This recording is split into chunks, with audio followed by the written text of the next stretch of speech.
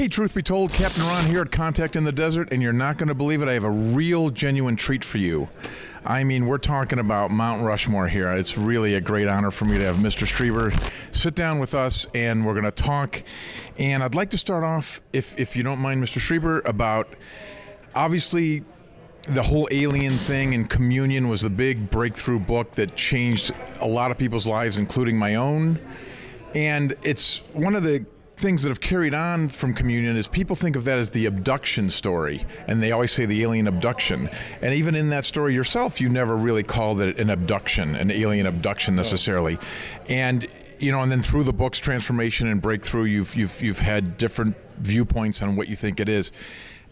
I'm throwing the hardest question right at you first, sir. After all this time, do you have any sense of what you think this really is? Well, I know it's real and that it's a repeatable experience, because now, after 30 years, I'm frequently in contact, and sometimes physically and sometimes not. To this day? To this day, absolutely. It has become a part of my life. At the beginning, the first experiences were very extraordinary and frightening, because it was absolutely not something I expected in my life. Before this happened, I had been very interested in UFOs when I was a child, but I was now in my 40s, and I just had no interest in that. I hadn't thought about it in years and years. And then suddenly here they were in my, and I woke up in the middle of a little room full of what looked like giant insects, and it didn't seem like a dream. And then the next morning I was all beat up. And then within about 6 weeks, I had exhausted every possible explanation as to, was I drugged? Did I have a brain tumor? Did I have temporal lobe epilepsy? Did I have this? Did I have that? Was I psychologically unbalanced? I'd taken every test in the book. And it came down to the fact that I was perfectly normal, except for the fact that I'd been taken aboard a UFO by little men, which...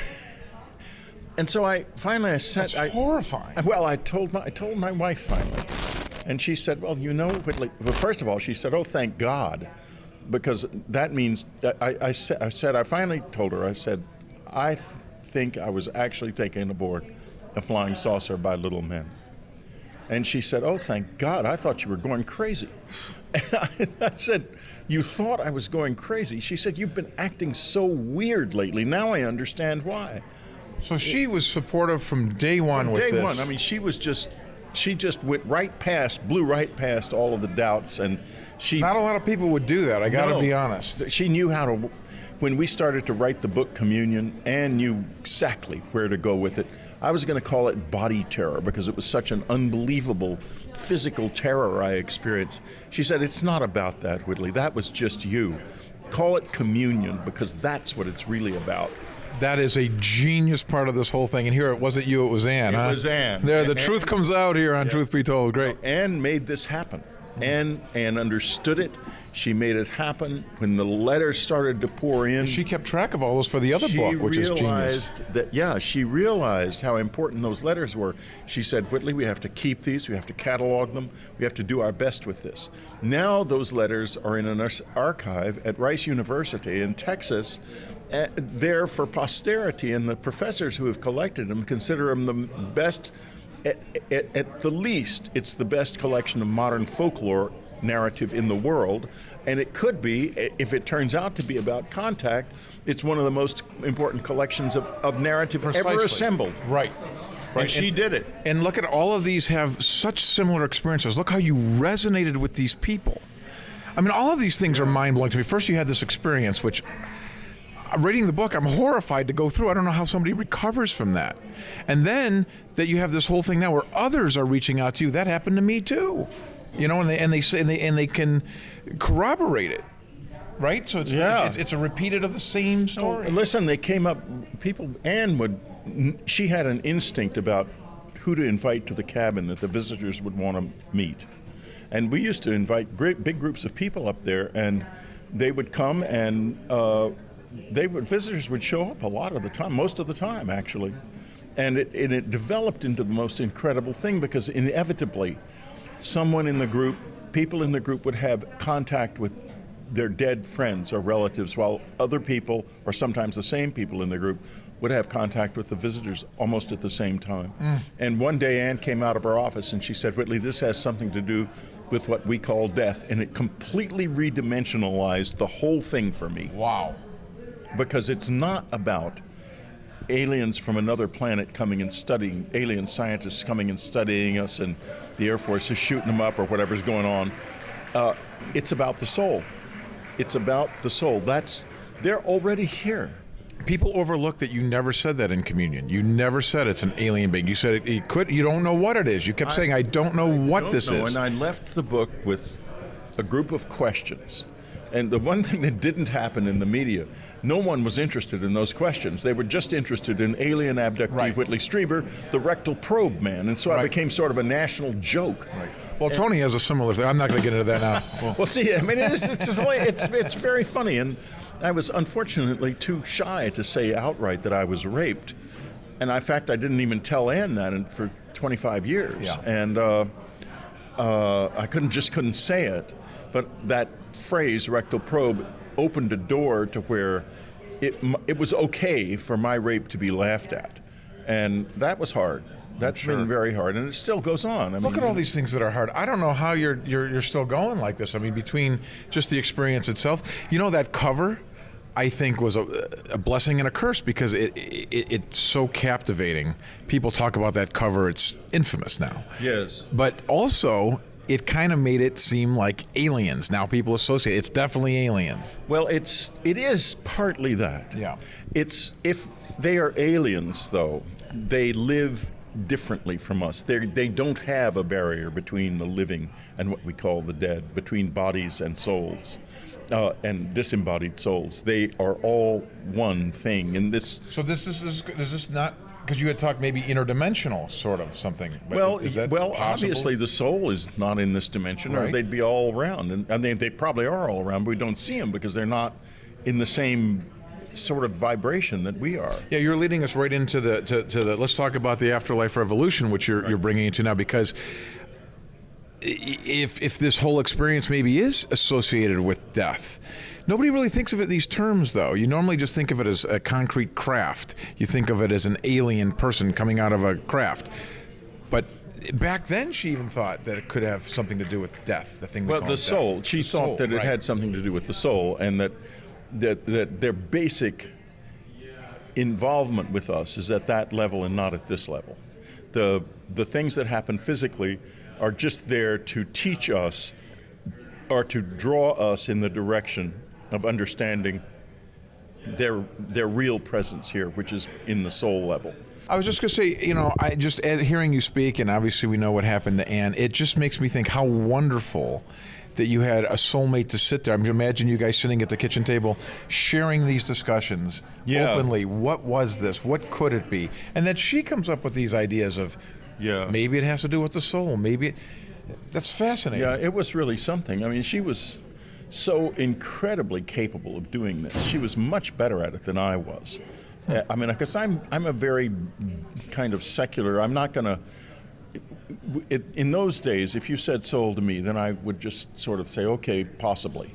Nowadays, I know I have a soul because I've been out of my body many times, and I can't do it myself, but someone, I don't know who, will draw me out of my body, and often in situations where I can be seen by other people. And that's what you think, out of your body like that, you think that's your soul leaving your body? Well, it's something that isn't physical. Right. So I would guess it's my soul. It's interesting how now I feel like things lately have been coming, certainly on our show, there's been a lot of talk of the afterlife. Is there an afterlife? What could it be? I'm glad to hear that you think there is, in fact, an afterlife. You're convinced that we go on. I know there's an afterlife because my wife has richly communicated. That's what's in here. From in there, because back in the 90s, we talked briefly, I think, about the whole idea of an afterlife, and that one of us would go first. And I recall that we decided that if it was possible to communicate, we would first communicate with friends, because neither of us would ever believe it if the communication came directly, because we would think it was our mind. Sure. You know, of course. That's great. How cerebral of you to think of that, Right. you know? So, but what happened was an hour and a half after Anne passed away, I was sitting in the living room just devastated. How would I even live anymore? Sure. And I was saying, honey, do you exist at all still? Or you just, because it felt like she was just gone. The phone rang, and I thought, oh, God, I'm not going to pick that up. And Telemarketer. Then it rang. Oh, no, it wasn't, unfortunately. It rang again. I picked it up, and it was a friend, a mutual friend, a friend of Anne's, Belle Fuller. And Belle said, Whitley, I just had the strangest thing happen. I heard Anne's voice in my head telling me to call you. Oh, my God. Is she all right? I This said, is 90 minutes after she passed away. I said, Anne, Belle, she died at 7:45. And then that kept happening with other friends. And I suddenly realized, wait a minute, I remember this conversation. I think we talked about this, that we would go to friends first. My God, she's doing it. She's actually doing it. And I could literally feel her laughing inside of me. Oh my gosh. And it's all in the book, and they're all named too. One of the things about being kind of way out at the edge, you are obligated to show as much named witnesses, and other hard evidence that you can at all times. Absolutely. Can I throw something in here? Yeah. You know, because I often defend yourself and in the communion position. The criticism is you just happen to be a great fiction writer. Some naysayers have said to me, well, he's a writer, he just made that up. That must be hard for you too, to overcome that. I'm not so sure it's there to be overcome so much as it is there to be entertained. One of the things that Annie said after she died, fairly recently actually, it's not in this book, is that the human species is too young to have beliefs. We are still very much in question. So I wouldn't say that a person should decide to believe me. I think that they should try to find really good questions about this, and actually the fiction writer one isn't such a good question. A good question is, why would somebody come out with a thing like that amid all of this criticism and stick with it for the rest of their lives? Right. That's a good question. Now look, exactly. Look at the strength of the credibility now. You didn't just say, well, I did that to make a few bucks or whatever. This has terrorized your life, right? Oh, yeah. I mean, It's you didn't marginalized choose me. this. It's totally marginalized I don't know how you went on. I mean, honestly, there's so many aspects. We could sit here for 20 hours on your life. You've had so many different amazing experiences. Even the fact that when you left the cabin, you were shocked how they followed you. You went to Texas, I believe, in Houston. Because we ran out of money. And because, you get persecuted enough in this society, and that happens. Like right now, this book that you just held up, Afterlife Revolution, I published that myself. No publisher will touch a Whitley Strieber book. How is that possible? Because there is an undercurrent of resistance to the idea of the soul. And the more I focus on that, the less, because it's the less willing the mainstream publishers are to entertain it. We have an illness, a mental illness. It's called soul blindness, and it is literally a mental illness. And we don't think of it as a mental illness. We think of it as the secular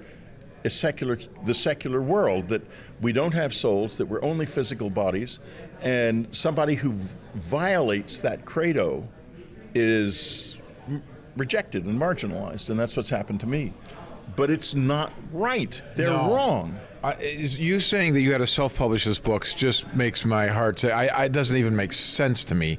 I understand what you're saying, and that they don't want to touch the soul. Let me ask you this. What about the soul? Do you feel it's possible we reincarnate?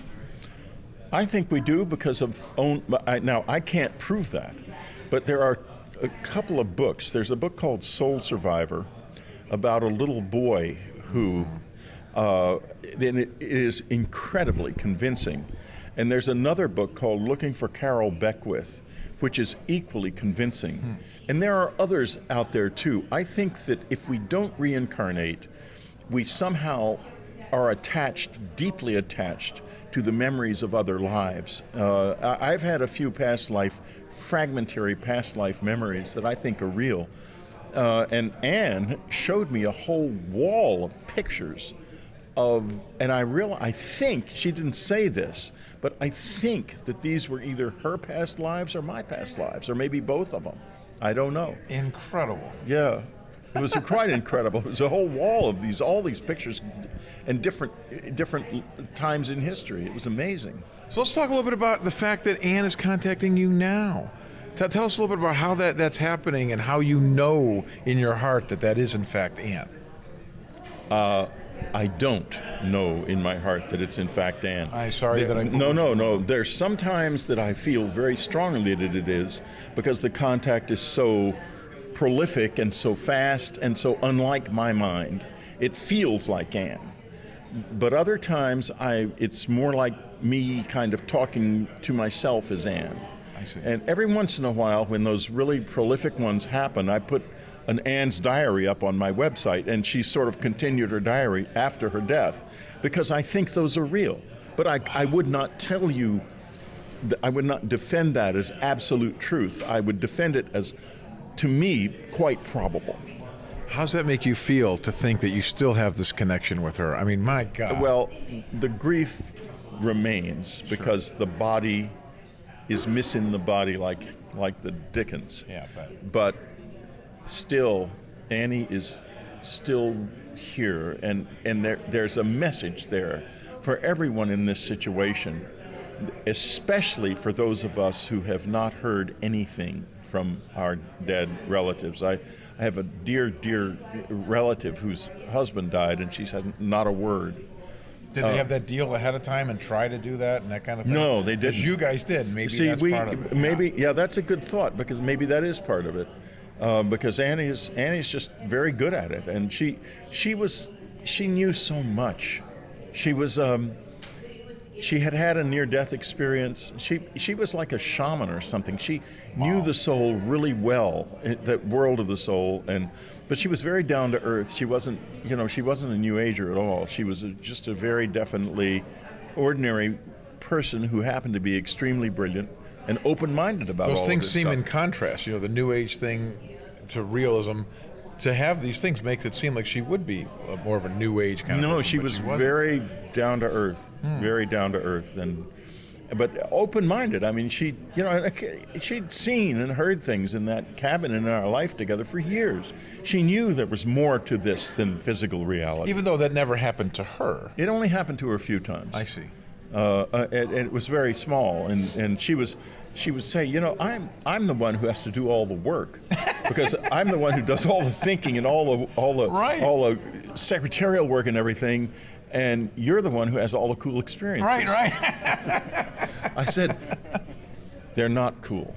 They're very difficult. And she said, well, I find them interesting, and I wish I could have one. And then there was a chance. There were some very open meditations going on between me and some of these visitors, and it was very physical. And Anne decided she would come in the room and do it too, and meditate with me and with them. And they came in, and they make a lot of noise. They were not quiet. They made a lot of noise. And That's coming in interesting. there, Yeah. and she said, actually, I'm not ready for this. And she went out. Now, do you think they could have nudged her that way to make her? No, I don't think You they think might. she really If she'd was like, stayed, "This is too much"? she could stay if she wanted to. But she got a lot out of it anyway. She was privy to this in her own way as much as she needed to be. We never make mistakes in this area. We always know what we're doing. While we're back on the alien, or the Alien this thing, phenomenon, yeah. I don't want to say it that way. No, you can't.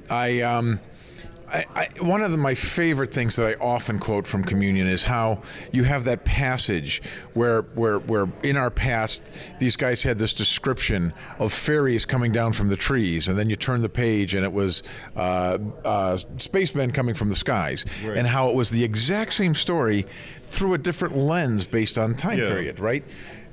What do you think? Like most people now, are they looking at the alien thing from the right lens, or are they? We don't know. We don't know. We don't know, right? Yeah. No, it's just the latest lens. Yeah. We've been looking. You know, there's a wonderful book by Dr. Jacques Vallée called Passport to Magonia, which chronicles this whole experience going back thousands of years and shows how people have interpreted it. And this is how folklore is generated. We have an experience that we don't understand, and we put a label on it. Right. And the label was fairy folk, it was the gods, it was sylphs, it was angels, it was demons. Now it's spacemen.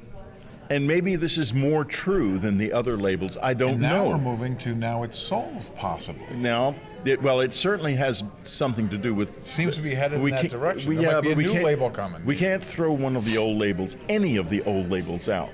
I think that we need to synthesize this in some way that we are moving toward without...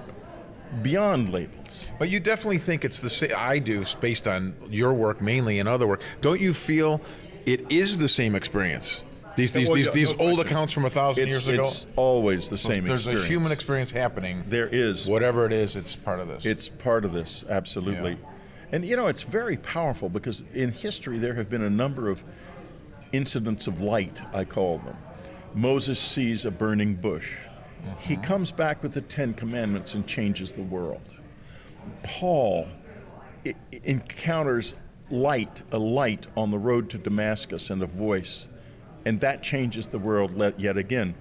Muhammad goes into a cave and finds a blazing bright angel there, and that changes the world. This is powerful stuff. No doubt. Powerful stuff. This is the most powerful of all human experiences. It has changed our world more profoundly than anything else at all. Completely agree. Absolutely. Does it bother you like it bothers me that more people aren't open to this or open to look at this and they dismiss it still to this day? No, I don't think. I think it's very organic that people will come to this when they're ready. And a lot of you guys just take this stuff in stride and real patient. Well, too bad. I get angry. Why don't you look at this? Why don't you believe this? Why don't... I'm frustrated by the fact that they don't seem to... you can't get through to them. Well, and you're out there doing this, and that's helping. You're trying. That's helping. You've got that energy. In my case, what I'm trying to do is to make a coherent basis for people who are willing to look at this so that they can make something of it and build a more dimensionalized experience of encounter for themselves. So Awesome. that's where I am with this. Great. Well, listen, I'm looking forward to reading the new book. We're going to let him go here. He's busy. He's table swamped over here. For Truth Be Told, for Tony Sweet, the great honor to have Mr. Whitley Strieber with us. I am Captain Ron. We are Truth Be Told.